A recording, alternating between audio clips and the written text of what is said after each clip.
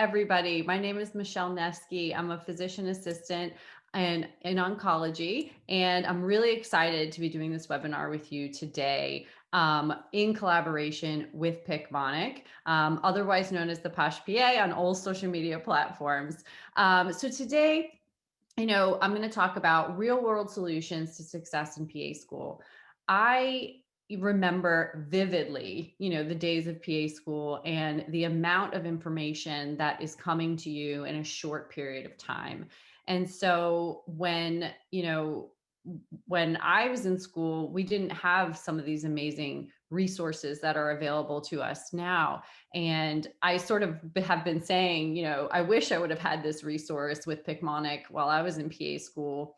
And so I'm going to go through what some of the secrets of success might look like for you in PA school, some tips and tricks, how to integrate Picmonic into your study routine to help you retain more, study less, retain more, right? So I'm about to share my screen with you. I created a slide presentation to kind of get us started today. So let's actually do this full screen. Oh, what did I do? Oh, now I'm like editing, sorry. Okay, so let me just get this in present mode. Okay, there we are. So again, my name is Michele Neskey. I graduated from the LPA program in 2005. I've been a PA for 15 years, most of that in oncology practice, which I love. And so I'm excited to bring you 5 real world solutions for success in PA school. So some logistics for today. I love questions. Please put your questions in the Q&A box, and there will be a Q&A section at the end. There will also be a drawing for a 1-year free subscription to Picmonic Premium. You have to be present for it to be entered in there. And so we will draw, and I'll announce that at the end. This will be recorded and it will be available on YouTube tomorrow. And I have a special promo for you at the end as well. So stick around.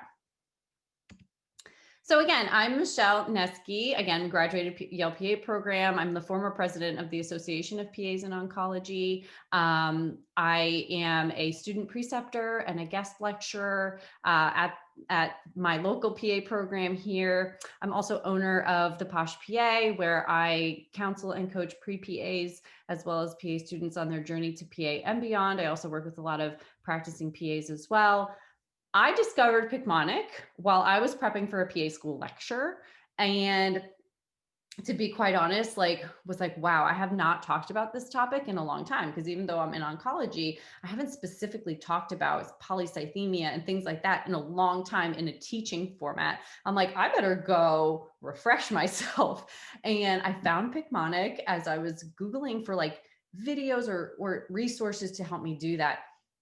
And I was like, what is this? This is amazing. I was like, I so wish they had this when I was in PA school, because they're very easy to understand videos and mnemonics that make the information fun to learn, but then also easy to learn and easy to retain.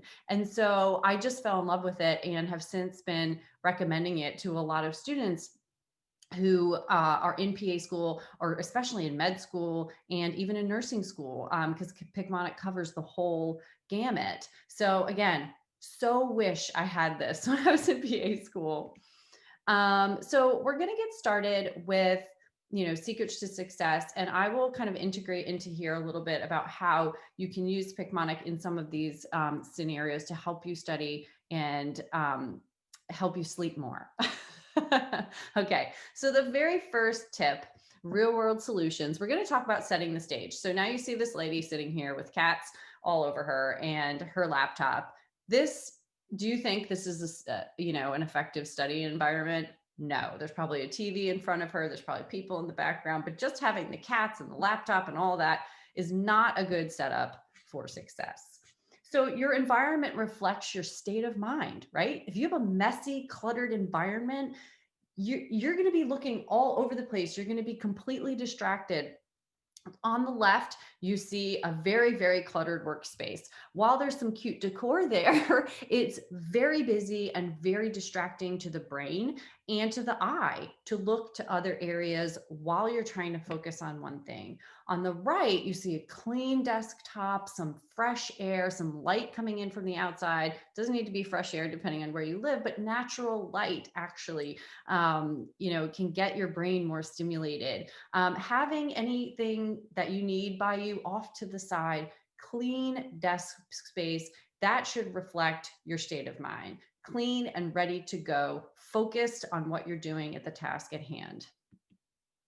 So find a space in your home, make it your spot. Use colors you like, create a calming environment with a very simplified desktop, make your own feng shui. Like when I was designing my office where I knew I was going to sit, I wanted a desk that was long and clean, and I had drawers so I can put stuff away in it. But I also used colors that were very calming to me, grays and light blues and things like that.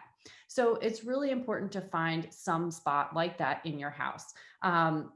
Or in your apartment or wherever you are. Finding an area that has natural light is a great way to bring in warmth and vitality into the room. And then also you don't feel like you're trapped in a cave studying and you'll never come out. So if you do study and find a spot in the library or something like that, try to get close to a window if you can.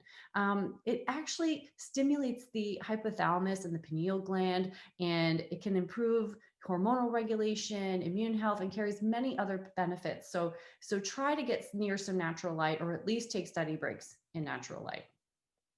Eliminate your distractions, y'all. This needs to go across the room or off or silenced completely. I would suggest putting it somewhere else, or if you're using it for a timer, just put it on the other side of the room. Close every single tab on your computer.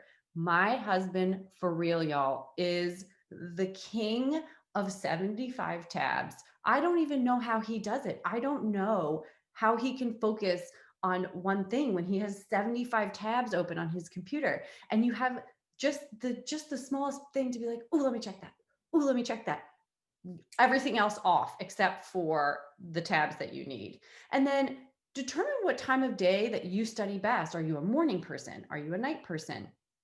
Dave's a morning person. I'm a night person. And so I feel like I get my best studying done at night. And so I will tailor, my study time, and he tailors his study time. And just to add a personal story, my husband is a surgeon, and he was in medical school while I was in PA school. So when we would get together on weekends, we were doing long distance. We had such different schedules because he likes to get up in the morning and get to it. I'm like, oh, I'm such a slug. I need coffee first. I need to get going, I need my workout, and then I can kind of do something. But do what works for you and not for everybody else. Okay. So make sure you're trying to set good study times and good study habits for you. Set boundaries with your time. I cannot say this enough. We'll talk a little bit about that later. All-nighters and cramming are an absolute no-no. It's just a snowball effect from there. You stay up one night studying, and let's be real, you're not really retaining that information because you're cramming it all in, and it's only going to stay in your short-term memory, if that, for the test tomorrow. And then you're going to be exhausted the rest of the week. You cannot afford that in PA school because the information does not stop. You can't afford to just be exhausted, because you stayed up all night, because the next day it's just coming for you. And sometimes there's multiple exams per week. So this strategy, if it worked for you in college, is not going to work for you in PA school. Exercise. So there's been many studies that say exercise improves brain power and cognition, either before or after. So aerobic exercise improves blood flow to the brain, can help you with retention. It's also a great way to just take a break. And when I mean exercise, you don't have to kill yourself. Get outside and walk. Whatever you love to do, do it either before or after you work out. It definitely helps with retention of information. Second thing I want to talk about is taking an inventory of your learning style. So some people will say this VALK method of trying to figure out your learning style doesn't hold water because, for many different reasons, there's some information out there. So it's visual. VALK stands for visual, auditory, reading, writing, and kinesthetic. So I believe that we have an overlap of this. And so trying to understand how you best retain information is going to be really important. Does that mean that limits you to that one category of learning style? Absolutely not. And I actually think you can learn better if you integrate multiple styles together. So visual learners, how do you know what kind of learner you are? I am such a visual learner. It's insane, as well as auditory for me. So I think Picmonic does such an amazing job at, for visual learners and for auditory learners and even for reading and writing, because you're seeing it, you're hearing it, you're seeing the story, you're getting a topic, it's taking you through point A to point B. And if you're a reading and writing person, you're writing notes on this. And so it's really, really an amazing resource to use for any kind of learner. So trying to figure out what your learning style. So you're more of a visual learner if you love graphs, charts, videos, anything you can see to help you recall information. That is so me. Auditory, you prefer listening to lectures, creating songs. I do this all the time and did it all the time when I was in PA school. I love to make songs. I love music, and it helps me, retain the information. Also, having someone repeat information, whether you're doing that on your run or in the drive in the car on the way to work. This is if you're somebody that really likes to hear, then you're not more of an auditory learner. For me, like I said, I'm kind of a combo of both those things. Reading and writing. So you're somebody that takes tons of notes during class. You love lists and you love handouts. This is not me. But there are so many people that do this, and it's very effective for them. So you have to try to figure out, do you love this? Do you love to read and write, but you also like to listen? That's fine. You're going to be a combination of these things. A kinesthetic learner is somebody that's watching somebody perform an activity or doing it yourself, right? So, in medicine, we have see one, teach one, do one. And that's because that's helping you use your hands and learn. So when you're getting involved in the clinical side of your curriculum, or even learning how to do physical exams and things like that, it sometimes makes the information so much easier to learn, because you're like, oh, I get it. I hear this murmur, and then this is what it's doing physiologically, and then this is what it's connected to, right? And so there's usually a good overlap of how your learning style is, but there will be one that works better than the other, most likely for you, or a combination of two. With that being said, if you're having trouble learning a topic, go to one of the others and see if it can help you retain the information in another way. So knowing your learning style doesn't guarantee any outcomes, but you can find your strengths. You can find what helps and what doesn't help. You may have overlapping styles. So don't consider yourself unable to learn something because of a labeled learning style.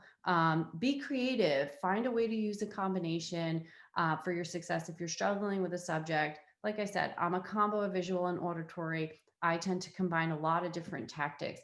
I'm not somebody that writes things down. I've never really been somebody that writes things down on paper, but I do like to write things down on like whiteboards and things like that, so I can see it in front of me. And so just knowing what style may learn best for you. And let me tell you, the style you used in college may not be the style that's going to be effective for you in PA school. So take an inventory.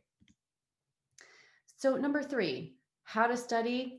Study bursts, okay? We're talking about high intensity, short periods of time are the best way to study. And so this is my little timer here. So again, high intensity study habits. Cramming does not work, okay? It just doesn't, like I said earlier. Increases your stress level, decreases sleep, leading to poor outcomes, only creates short-term memory and not really neural connections in your brain that lead to long-term comprehension. Utilizing a spaced practice where you study for a time, take a break, study for a time, take a break, is more effective. Reviewing material in shorter sessions over a longer period of time. One of the techniques that's talked about often is something called the Pomodoro Technique. And, some people may say, well, this really doesn't work for me because by the time, well, before I get into that, let's talk about the Pomodoro Technique. So Pomodoro Technique helps you work with time, but not against it. Okay. It really reduces the amount of burnout. It manages distraction and helps you create a better balance. So typically you'll set a timer for 25 to 40 minutes max. You will study until the timer goes off. You'll take a 5-minute break and you will repeat that cycle 3 to 4 times. And at the end of the 3 or 4 times, you take a 15 to 20-minute break. Some people will say to me, 20 minutes is too short, 25 minutes, I'm just getting into it. That's fine. Then do it for 40 minutes. By doing that and taking the shorter, intervals, you're number one, stopping every 40 minutes max to get up and pee, go walk around, take a deep breath and get back to it. Refresh your brain for the next subject ahead. And you're doing that, for cycles. And then at the end of the cycle, you take a longer break. So that is the Pomodoro technique. The other thing is pre-testing and post-testing. And this is really great where Picmonic comes in too, because when you log on to Picmonic, the very first thing that pops up on a topic, on a subject, is take a pretest, take a quiz, take the quiz. And you can take the quiz before you even looked at anything. And that will give you a baseline on which to grow. And it sensitizes the brain on the material to come. So even if you got all the answers wrong, it's primed you now to learn why they were wrong. And a Picmonic does an excellent job with that, in the pre-testing. You don't have to take it, but highly recommended, because then when you go on, you'll retain more. Post-testing gives you confidence, shows the knowledge growth, and shows areas that still need improvement. So if you can do pre-testing and post-testing, then that should help you retain information as well, because you may say, oh, I got that question wrong because I didn't remember this, or I didn't understand this, right? And so it allows you to go back and study what your knowledge gap is. The fourth is thwarting the curve of forgetting. So the curve of forgetting is super, super interesting. So you can see at this graph at 1 hour, obviously, at the time you learn for the information, your retention is 100%. And within an hour, it drops significantly and even further as the days go on. In an hour, you will forget more than half of what you've learned. A day later, you'll only remember a third, and it only gets worse from there. So how do you thwart that? How do you stop that from happening, particularly with subject material that you are going to need to take with you for the PANCE and all of that, right? I'm not saying you're going to remember everything all the time, but you will remember the important things. And so remember with repetition. So interacting with your notes about 18 to 20 minutes after you've heard the information will increase your recall from 55 to 100%. Revisiting your notes within 1 day will increase your learning from 75 to 100%. So as you can see here, okay, you went to class, you learned about the information, you have a break. Take a look at your notes within the hour, because even if it's just, you're taking a snack break, because it will increase your recall by 50% more. And then the next day, just go back and review that information as well. And you can see by the fourth repetition, even you're still retaining at a very, very high level. And so again, it's just repetition review in spaced intervals that tends to be the most effective way to retain this information. Another great way to integrate Picmonic, because you can go back to any of the videos you've seen. Actually, it's super awesome because you can be like, oh, my notes said this. Let me watch this quick video on anemia. And even that will increase your recall because it's pertained information to your notes. So another great way to use it. I keep hitting the wrong button. Okay. Interleaving practice is a way a lot of PA programs actually structure their curriculum, where they use blocking instead of focusing on one subject at a time. And so let's say, for example, you're studying the physiology of hypertension, and then you're also at the same time, so let's say you're doing cardiology and you're studying the physiology of hypertension. And at the same time, you're seeing anatomy of somebody that had, chronic hypertension. And then you're also using the pharmacology at the same time. By integrating all of those things together, it actually enhances the learning of all three. And so a lot of times you will use an interleaving practice to help you retain and mix several related subjects together. And like I said, a lot of programs do this in their modules and the way their curriculum is set up. By mixing it up like this, you can improve your long-term comprehension and your recall of the information. Again, Picmonic does a great job at this too by interleaving different topics together in what the disease state is, what the pharmacology is behind it, and why they work together to make sense. Okay. And so by combining these things together, it should enhance your ability to understand and really comprehend the information and not just memorize it for one block. Lastly, not lastly, we're on four, make it a reality. Okay. So in traditional learning, we're told what we need to know, we memorize it, and then we have a problem, and then we say how we use it. In more problem-based learning, you get a problem, you identify what you need to know, and you learn and apply different strategies to try to solve the problem. Active learning versus passive learning. So passive learning is more traditional, where you're sitting in a lecture, listening, taking notes, otherwise known as direct instruction.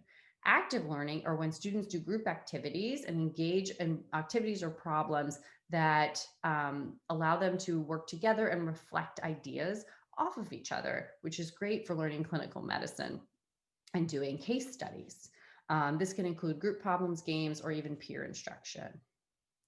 Most programs will utilize problem-based learning to improve your comprehension of subjects and apply them to real-world scenarios of patient cases. Small group sessions with classmates working through clinical cases can identify knowledge gaps and provide a richer, deeper understanding of how you are actually going to use this information when you are out in practice treating patients.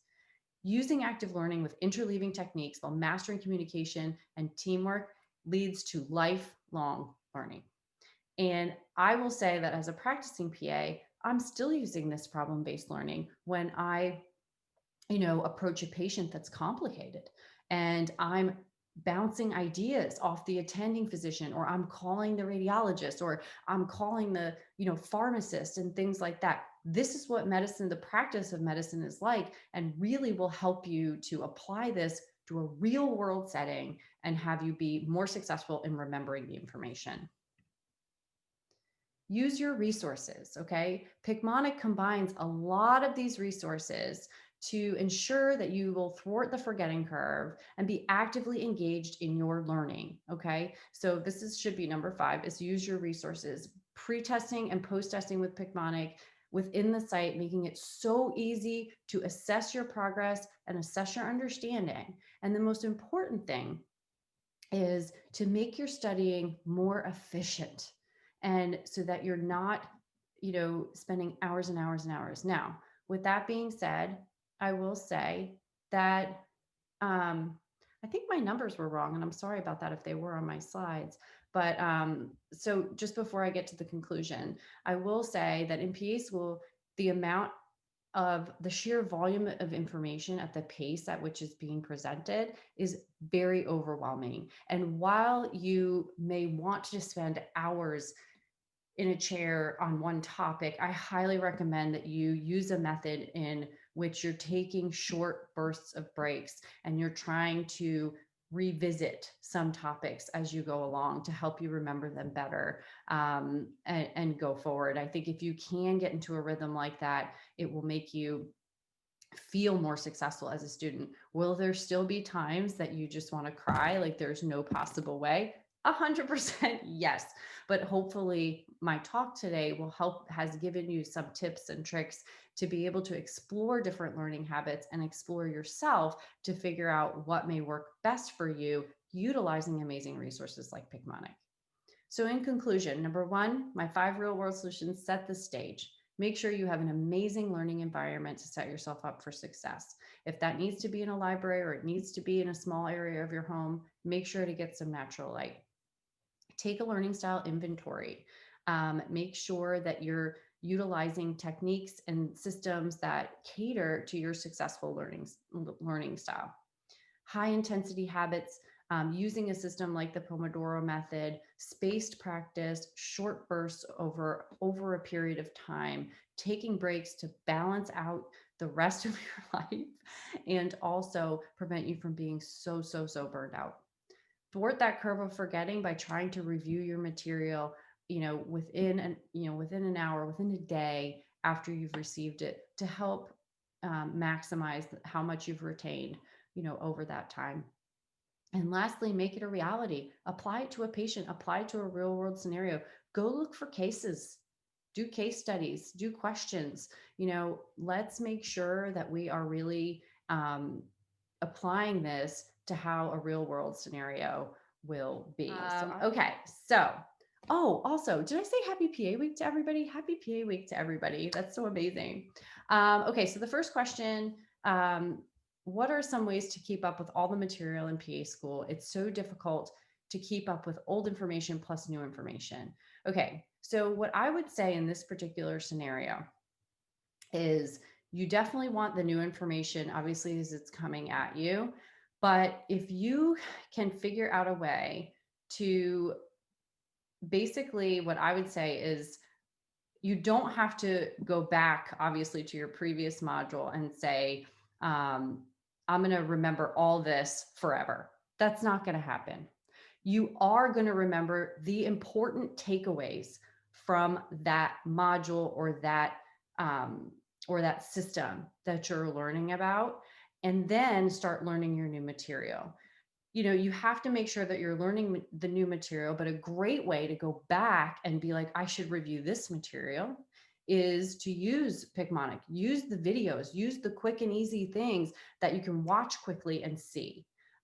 It's very important for you to focus on, the module at hand and what you need to learn right then.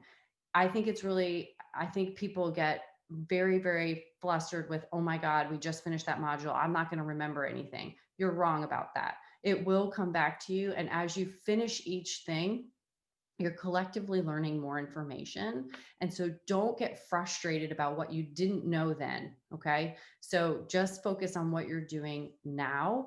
And so you can focus on what you're doing now and use these resources to go back and look at a video and watch something and say, oh, that's right, I needed to remember that. And it's not going to take up hours of your time. Focus on what the PANCE blueprint has. Okay. What are the areas that you're going to need to know the most of when you go to take your boards?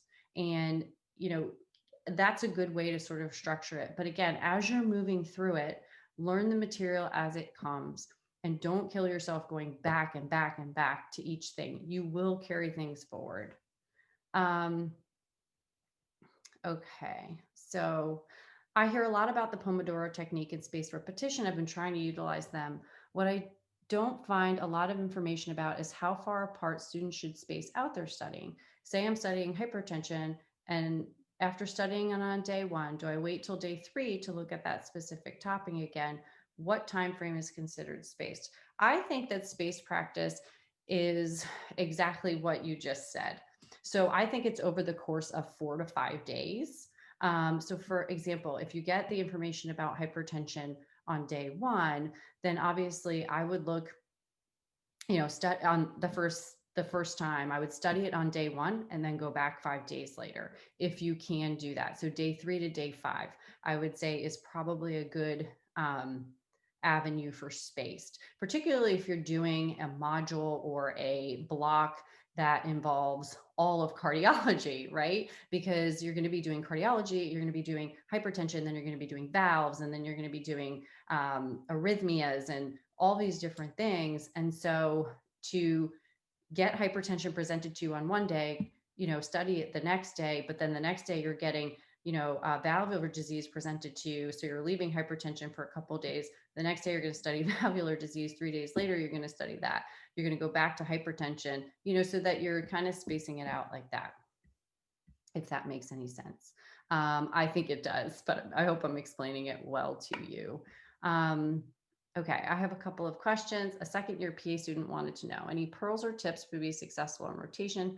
Which test bank do you recommend to use when studying for the PANCE? I am on the fence between Rush Review and Smarty Pants, as I've heard great things about both. What is the best way to prioritize or split study time across subjects? So I personally think both Rush Review and Smarty Pants are absolutely excellent resources. So I'll answer that question first. When I studied for the Pants, I used a book because we didn't have resources like this. And I used basically a review book that was available to us. So I will say, pick one and stick with it. If you start, kind of overlapping, I think you're going to be stressed and confused, but I would pick one and stick with it. If you complete all of that and you want to try the next one, then do that. Both are amazing resources for studying for the PANCE. And I will tell you that when you go to study for the PANCE, be sure that you're looking at the blueprint, be sure that you're looking at the pearls, for each one of those things, whether that's through Smarty Pants or whether that's for Rush Review. I think that whichever one you choose is going to be more catered towards your learning style. But I actually think they're both excellent resources. The best way to prioritize and split study time across subjects is to look at the blueprint. If you know that 25% of this exam is going to be cardiology and 1% is going to be hematology oncology, you're not going to spend a day and a half on hematology. So, because the most questions you're going to get out of however many there is like 5. So, you have to prioritize based on the content that's actually going to be on that test. So, the big ticket items, cardiology, pulmonary, yes, ortho, and those things are going to be super important. And they give you a breakdown of what percentage is going to be on the exam. Follow the blueprint. Don't spend 3 days studying hematology for 5 questions. Any pearls or tips on how to be successful on rotations? I will say that to some rotations are going to be better than others. But I would say, just be early, be attentive, ask questions, offer to do things, but don't be overbearing. You want to be as prepared as possible, be an active listener, be actively engaged, ask if you can do things. Those are things that really, show your interest and show that you want to learn, as you go into a rotation. Be professional, but, also be yourself and ask questions, and don't assume anything on your own, for sure.